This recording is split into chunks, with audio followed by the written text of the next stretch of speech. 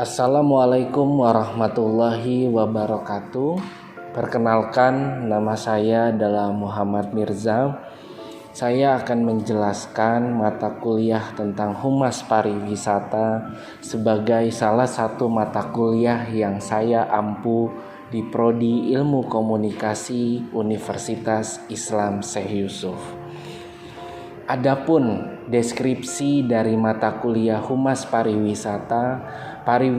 Pariwisata sendiri merupakan kajian yang masih sangat baru, baik itu untuk kajian pariwisata ataupun pemasaran, komunikasi maupun kebijakan publik di suatu negara, khususnya di Indonesia. Sektor pariwisata di era saat ini sudah menjadi sebuah fenomena sosial dan memiliki peran ekonomi yang sangat signifikan, di mana kajian Humas Pariwisata menjadi kajian yang sangat strategis ketika ditinjau dari sudut pandang komunikasi dan juga ekonomi itu sendiri. Sektor pariwisata sendiri sudah menjadi salah satu motor penggerak ekonomi di kawasan ini. Dan peran dari pariwisata modern sendiri memiliki kaitan yang erat terhadap ranah komunikasi serta mencangkup banyak destinasi. Dampak dari Humas Pariwisata sendiri sebagai kajian yang baru di dalam ilmu komunikasi ini berbasis pada citra, brand, dan juga peran dari marketing communication.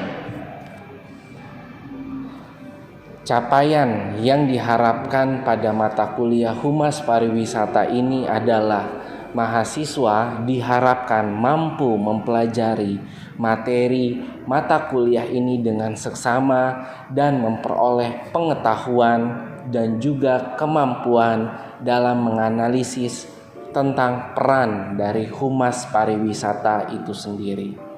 Dan perlu dipahami dengan baik bahwa mahasiswa perlu untuk mempelajari tentang pelajaran yang mudah dipahami.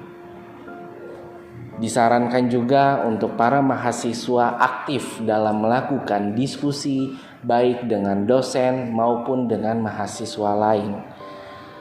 Adapun pembelajaran dalam kegiatan mata kuliah Humas Pariwisata adalah bersifat tatap muka maupun tutorial online, sehingga mahasiswa akan memperoleh umpan balik tentang penguasaan materi pokok di dalam Humas Pariwisata itu sendiri.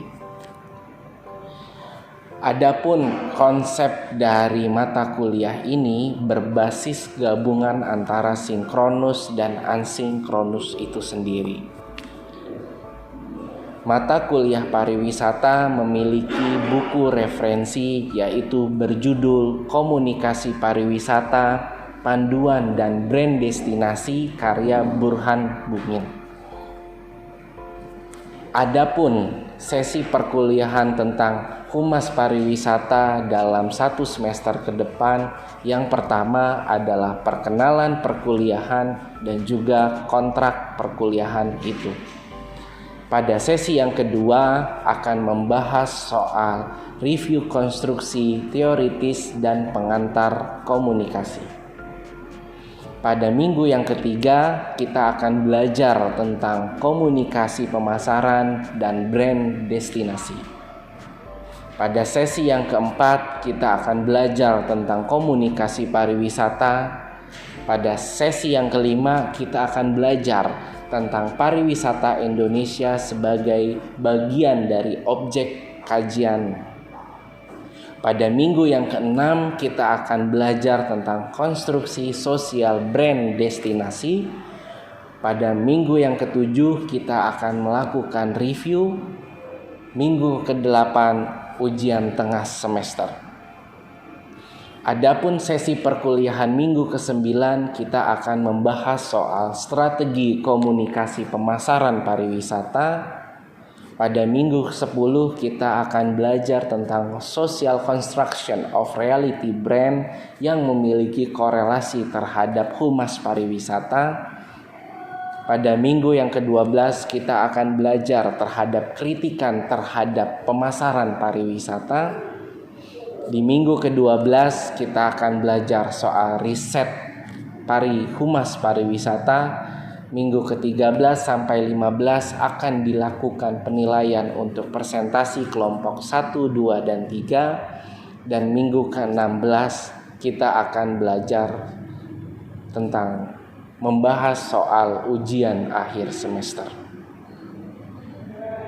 Demikian tentang deskripsi mata kuliah Humas Pariwisata sebagai salah satu mata kuliah yang sedang saya ampu sebagai dosen ilmu komunikasi.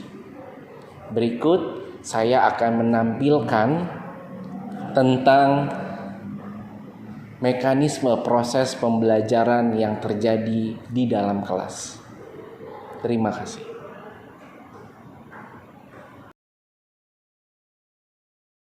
Assalamualaikum warahmatullahi wabarakatuh. Waalaikumsalam warahmatullahi wabarakatuh. Apa kabar semuanya?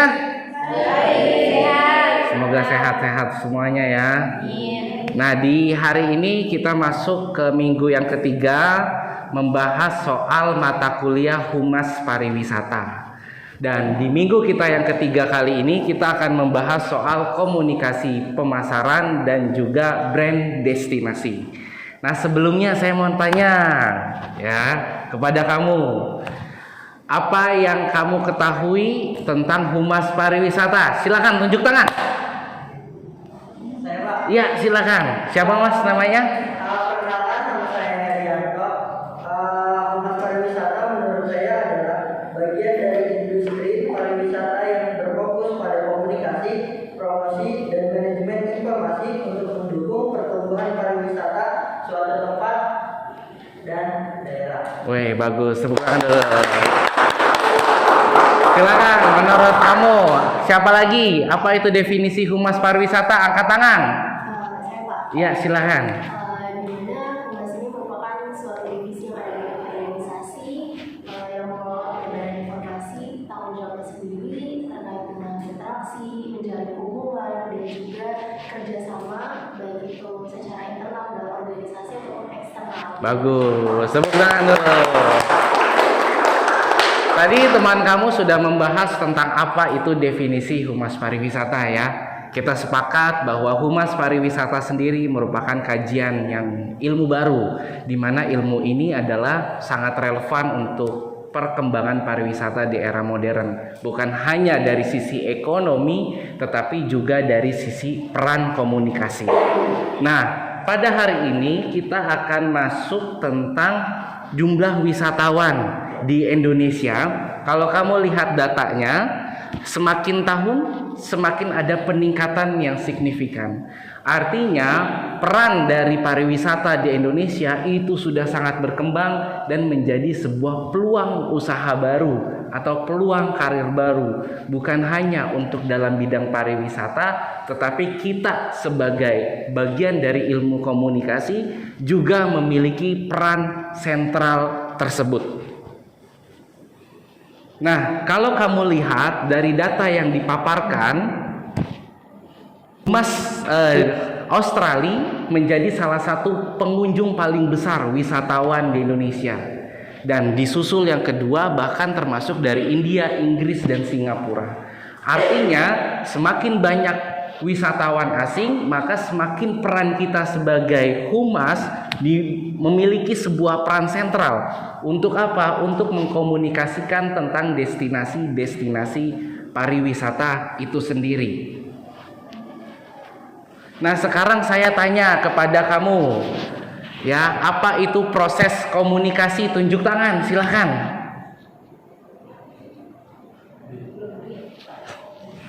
Silahkan peran komunikasi.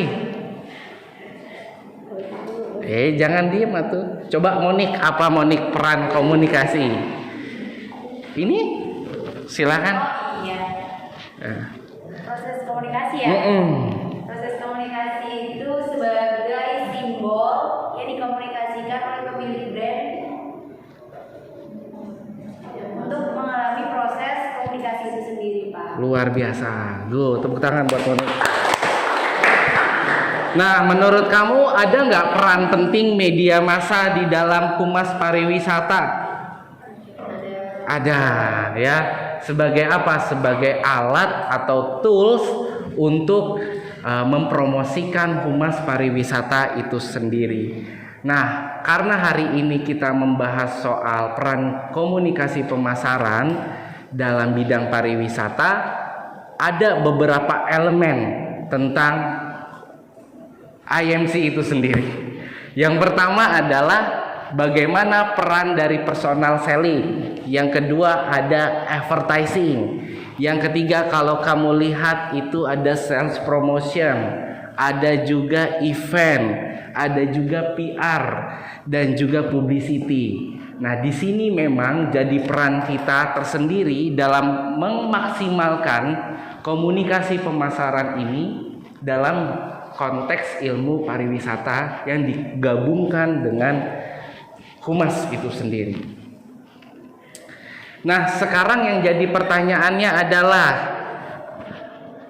apa itu ada 7 langkah proses membangun brand destinasi. Nah, nomor 1 adalah melakukan asesmen atau audit terhadap destinasi itu sendiri. Sebagai insan humas pariwisata, teman-teman didorong untuk melakukan audit atau menentukan apa yang menjadi target market dari calon wisatawan kamu. Sebagai humas dan melakukan upaya kegiatan promosi, Anda harus tahu nih apa yang menjadi segmentasi dari target market kamu. Nomor 2, memang yang harus kamu perhitungkan sebagai humas adalah bagaimana menganalisis keuntungan yang akan kamu dapatkan jika memaksimalkan potensi pariwisata tersebut. Dan yang ketiga, kalau kamu lihat di layar, di sini adalah posisi brand sebagai salah satu apa yang kamu gunakan di dalam destinasi, sampai nanti yang terakhir bagaimana brand tersebut memberikan sebuah peluang usaha yang produktif khususnya di dalam pariwisata. Nah, saya mau nanya sama Anda, peran humas pariwisata di industri apa ya? Di industri pariwisata ini sudah sejauh mana, dibutuhkan atau tidak menurut kamu? Dibutuhkan, ya, dan itu menjadi peluang usaha yang baru. Humas saat ini sudah ada di bidang perhotelan. Humas saat ini juga masuk dalam kategori di tempat wisata dan juga di Kementerian Pariwisata itu sendiri sebagai salah satu komponen atau item. Nah, sebelum kita masuk tadi ke ranah yang membahas soal marketing communication, kita lihat dulu definisi dari pemasaran itu sendiri. Bahwa di salah satu definisi pemasaran ada yang dikenal dengan istilah 4P. Ada produk, place, dan promotion itu sendiri. Bahkan secara pribadi kamu bisa melihat tentang pengembangan dari 7P itu sendiri. Bisa dari 4P bisa kamu kembangkan ke 7P sebagai sarana kamu untuk mengidentifikasi peran kamu sebagai humas untuk memperkenalkan brand destinasi itu sendiri. Nah, yang pertama adalah produk. Kalau kamu perhatikan esensi dari komunikasi pariwisata itu sendiri atau yang kita kenal dengan humas pariwisata, kita harus tahu apa yang menjadi product knowledge kita. Saya tidak tahu apa yang menjadi poin sentral Anda di dalam membangun sebagai seorang humas nanti, apakah di kementerian ataukah bekerja pada sektor swasta. Nomor 1 yang patut kamu ketahui adalah product knowledge. Product knowledge apa yang kamu ketahui tentang destinasi tersebut. Hal ini menjadi penting dikarenakan 50% keberhasilan Anda sebagai seorang humas pariwisata itu ditentukan oleh pemahaman produk kamu. Semakin kamu menguasai product knowledge, maka semakin kamu memiliki pengetahuan dan memiliki pemahaman tentang strategi apa yang akan kamu lakukan agar memperkenalkan brand destinasi ini tetap relevan. Itu yang pertama, masalah produknya. Penguasaan pemahaman produk adalah kunci dari segalanya. Nomor kedua, komponen yang paling penting adalah price. Memang masalah harga jika dilihat dari konteks humas pariwisata ini menjadi relatif. Hal ini menjadi penting, kenapa? Karena mahal atau tidaknya sebuah produk yang ditawarkan, terutama pada sektor pariwisata, setiap orang itu memiliki ragamnya atau berbeda. Nah, kalau kamu lihat, memang butuh upaya dari berbagai macam sektor untuk menentukan harga yang paling relevan untuk kamu bisa memperkenalkan destinasi wisata kamu. Tentu melalui kacamata humas pariwisata itu sendiri. Dan yang kedua, selanjutnya kamu lihat dari sisi promotion. Nah, promotion sendiri memang memiliki sebuah definisi tentang banyak komponen ya. Yang pertama adalah beriklan. Nah, kalau kamu lihat bagaimana pemerintah dari Republik Indonesia melakukan iklan untuk memperkenalkan wisata Indonesia di mancanegara. Iklan itu bisa banyak ragamnya. Kamu bisa membuat melalui iklan televisi atau mengembangkannya melalui iklan-iklan lewat surat kabar ataupun billboard. Bahkan kalau kamu ingat ketika proses awal dari pandemi, iklan pemerintah itu fokus pada pengembangan wisata di dalam negeri. Supaya apa? Supaya uang yang beredar dikampanyekan secara masif oleh pemerintah supaya orang berwisata ada di dalam negeri aja. Nah, ini memang butuh kemampuan promosi yang sangat baik. Di sisi lain, kalau kamu lihat bahwa promotion itu juga melakukan pendekatan personal selling. Terus juga peran kita sebagai humas juga memiliki kunci terhadap hal tersebut, di mana kita menciptakan sebuah citra yang positif, citra yang baik terhadap brand destinasi kita. Supaya apa? Melalui media massa dan juga peran kita sebagai humas menciptakan sebuah publisitas agar orang tertarik untuk berkunjung ke wisatawan Indonesia. Kalau bicara Bali, saya rasa banyak contohnya, banyak ragamnya. Tetapi saya yakin bahwa pemerintah memiliki banyak program untuk memperkenalkan beberapa destinasi tentang destinasi tempat wisata, dan itu membutuhkan peran kamu sebagai ahli-ahli di bidang komunikasi untuk memperkenalkan brand tersebut. Dan tentunya semua itu bisa berjalan kalau ada komponen-komponen lain.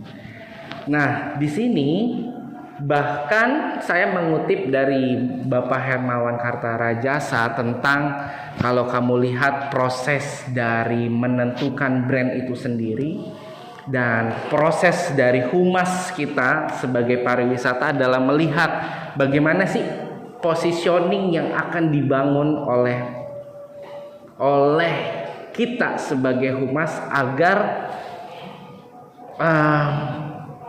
bisa dikenal oleh banyak pihak, dan tentu harus ada namanya target. Nah, target inilah yang menjadi patokan kita dalam proses bekerja. Walaupun saya yakin peran humas dalam bidang pariwisata tergolong asetnya intangible ya. Asetnya itu nggak bisa terukur, tapi dampaknya bisa dirasa. Tetapi saya yakin bahwa Republik ini memiliki indikator keberhasilan itu melalui jumlah kunjungan wisatawan asing. Nah, semakin banyak wisatawan asing yang datang ke Indonesia, maka semakin banyak perputaran uang yang ada di sini, dan peluang usaha dan peluang kerja dari masyarakat Indonesia juga semakin berkembang. Mungkin di sisi lain juga kalau kamu lihat, kadang-kadang peran kita sebagai humas juga harus memahami tentang objek pariwisata itu sendiri. Ada para wisatawan yang dibuat berdasarkan rencana pemasaran yang terarah, ya, pemasaran yang terarah dan brand yang kuat seperti Menara Eiffel, Patung Liberty di New York, ataupun tembok raksasa di China.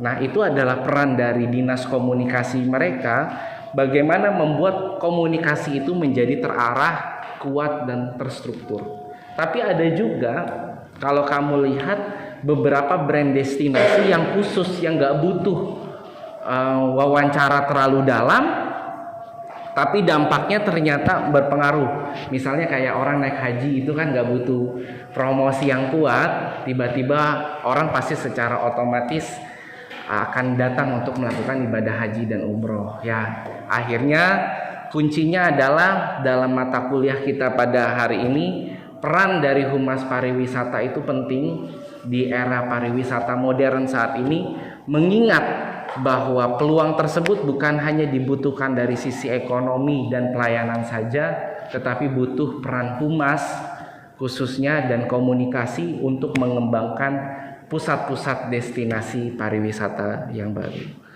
Saya rasa cukup dari saya. Semoga informasi yang saya sampaikan pada perkuliahan minggu kali ini bisa memberikan gambaran kepada kamu tentang proses dan peran dari Humas Pariwisata, khususnya dalam perspektif pemasaran dan juga komunikasi pemasaran itu sendiri. Saya akhiri, terima kasih. Wassalamualaikum warahmatullahi wabarakatuh. Waalaikumsalam warahmatullahi